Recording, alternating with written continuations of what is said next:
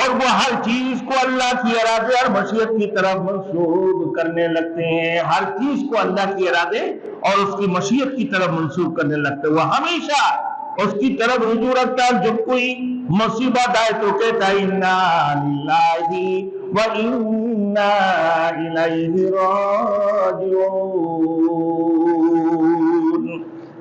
سورۃ البقرہ آیات نمبر 56 میں فرمایا اللہ رب العزت نے جب کوئی مصیبتیں آتی ہیں، جب کوئی تکلیفیں آتی ہیں،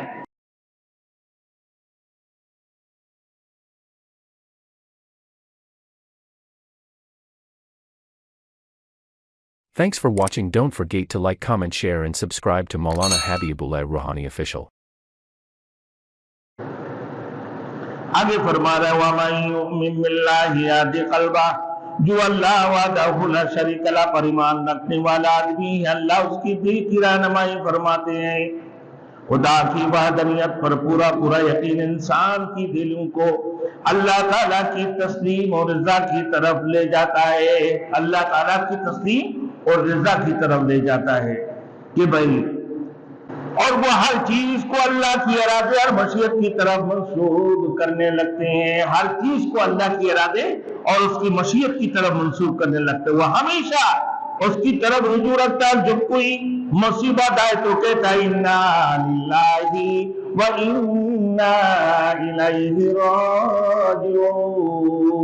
راجعون. سورۃ البقرہ آیات نمبر 56 میں فرمایا اللہ رب العزت نے جب کوئی مصیبتیں آتی ہیں، جب کوئی تکلیفیں آتی ہیں. میرے دوستوں، اگر جوتے کا ایک تسمیہ بھی ٹوٹ گئی، جوتے کا بیل ٹوٹ گیا، اب وہ کس کی طرف سے؟ اللہ کی طرف سے، اللہ کی مشیت سے، اللہ کی ارادہ سے ہوتی ہیں. اب جیسے ہی جوتے کا تسمیہ ٹوٹ گیا اور اس کی بیل توڑ دی جوتے کا، تو کیا کہتے بھائی انا للہ و انا الیہ راجعون.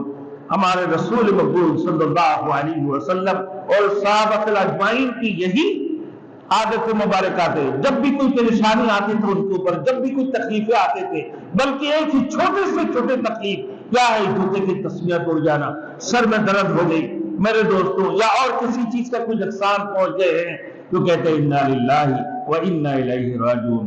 بھائی دکان سے کوئی چیز لے کے جا رہے ہیں، مثال کے طور پر انڈا لیا ہوا ہے، اب وہ انڈا لیتے ہوئے جا رہے ہیں، اچانک اس کے ہاتھ سے انڈا چھوٹ گئے.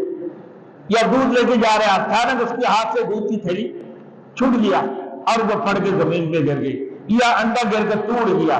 تو کیا جو اللہ کی اوپر یقین رکھتے ہیں، اللہ کے اوپر ایمان رکھتے ہیں، اس کی دل کے اندر کیا بات آتی ہے کہ بھائی جو بھی کچھ ہوا ہے اللہ کی مشیت اور اس کی ارادہ سے ہوا ہے نا، تو اسی وقت وہ بول پڑتے ہیں کہ بھائی انا للہ و انا الیہ راجعون. ہمارے اوپر جو مصیبتیں آتی ہیں اللہ کی طرف سے، اللہ کے حکم سے آتی ہیں. تو پھر جب ہماری یقین یہ ہوگا کہ بھائی جو بھی کام ہو رہا ہے اللہ کی مشیت اور اس کی ارادہ سے ہو رہا ہے نا، ان کی طرف منسوخ کرتے ہیں، کہ میرے دوستوں پھر وہ نہ کسی جادوگر کی بن جاتی ہیں، نہ کوئی شرکیہ کام کرتے ہیں، نہ کسی مزاروں میں جا کے چکر لگاتے ہیں، نہ باباؤں سے مانگ رہے ہوتے ہیں. بھائی اللہ کی ولی ہے، وہ تو اللہ کی سچے ولی ہے، اس میں کوئی شک نہیں ہے.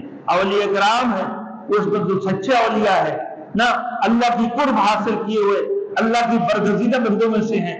آپ میرے دوستوں مزار میں گئے تو ان کے لیے دعائیں کر دی، مزار میں گئے تو زیارت پڑھ لی. اب یہ تھوڑی ہے کہ بابا تو ہی دے بیٹا، بابا تو ہی مال دے، بابا تو ہی دولت دے، بابا تو ہی اولاد دے دے. اولاد دینے کے اختیار ان کی ہے نہیں ہے. اولاد دینے والا کون ہے بھائی؟ اللہ کی ذات ہے. مال دینے والے کون ہیں؟ اللہ کی ذات ہے. بھائی تکلیفیں دینے والے کون ہیں؟ اللہ کی ذات ہے. حاجت روا کون ہے؟ اللہ کی ذات ہے. مشکل کشا کون ہے؟ اللہ کی ذات ہے. بھائی وہ تو اللہ کی سچے ولی ہے، وہ بھی تو اللہ سے مانگتے ہیں. بھائی تم ان کی پاس جا کے کیوں مانگتے ہو کہ بابا تو مدد کرنا دے، بابا تو مدد کر دے، بابا تو اولاد دے دے، بابا تو مجھے مال دولت دے دے، دے دیں گے. بابا تو میرے مصیبتوں کو ٹلا دے. بابا کہاں سے مصیبتیں ٹلائیں گے؟ مصیبتیں ٹلانے والے تو اللہ کی ذات ہے، مشکل کشا اللہ کی ذات ہے، حاجت روا اللہ کی ذات ہے. اب ان کے لیے دعائی کرنا منع نہیں ہے. جیسے زیارت ہونا چاہیے ویسے زیارت ان کی یہ کر دے. सूरत अल-बकरा के अंदर अल्लाह ने फरमाया कि ऐसा शख्स सब्र का दामन हाथ से कभी जाने नहीं देती है, और कोई नेमत मिल जाए तो वो राहत नसीब हो जाए तो अल्लाह का शुक्र अदा करते हैं। कोई माल उनको मिल जाए, कोई दौलतें मिल जाए, या फिर उनको कोई नेमत मिल जाए, या कोई राहत मिल जाए, ना सुकून मिल जाए, तो अल्लाह की शुक्र अदा करते हैं कि अल्लाह तेरी शुक्र है कि तूने सुकून दी है, तूने आराम दी है, खाने के लिए दिया, पीने के लिए दिया, चलने के लिए दिया, आंखें देखने के लिए दी है, कान सुनने के लिए दिया, दिमाग समझने के लिए दिया, या अल्लाह पाँव तुमने चलने के लिए दिया, हाथ पकड़ने के लिए दी। मेरे दोस्तों, यही तेरे शुक्र है।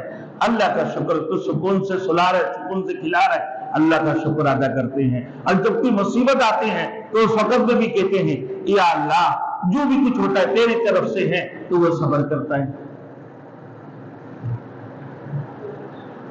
अब मेरे दोस्तों देखें आगे, वल्लाहु बिकुल्लि शैइन अलीम, अल्लाह ताला हर चीज को जानने वाला है।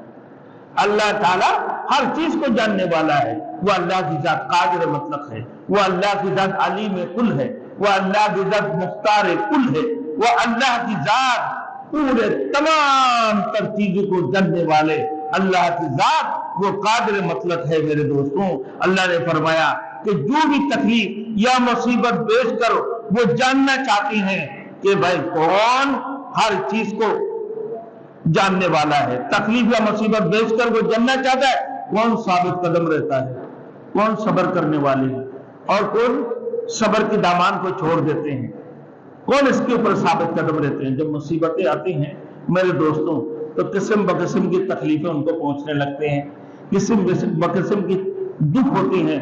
फिर भाई वो साबित कदम है या नहीं है। अल्लाह रब्बुल इज्जत जो फरमाया कि ला इलाहा इल्लल्लाहु मुहम्मदुर रसूलुल्लाह, के नहीं है कोई माबूद अल्लाह के सिवा, मोहम्मद रसूलुल्लाह सल्लल्लाहु अलैहि वसल्लम अल्लाह के रसूल है। किसी से कुछ नहीं होता, सब कुछ एक रब से होने का यकीन, गैर से ना होने का यकीन। रसूल मकबूल सल्लल्लाहु अलैहि वसल्लम की तरीका के अंदर कामयाबी, गैर की तरीका के अंदर नाकामी, इस बात की यकीन इनकी दिलों के अंदर है या नहीं है। इस बात की आजमाइश के लिए कि कौन सब्र कर सकता है और कौन बेसब्र हो जाती है। अल्लाह रब्बुल इज्जत इसी वजह से तकलीफ या मुसीबत को बेच कर जानना चाहते हैं। आगे देखें मेरे दोस्तों, तो लिहाजा इंसान के लिए फर्ज है कि अल्लाह और उसकी रसूल की इताअत करे, और तकलीफ और राहत में अल्लाह की रजा की मुतलशी रहे। हर सूरत में, तकलीफ में भी और राहत में भी, हर सूरत में अल्लाह की रजा की मुतलशी रहे।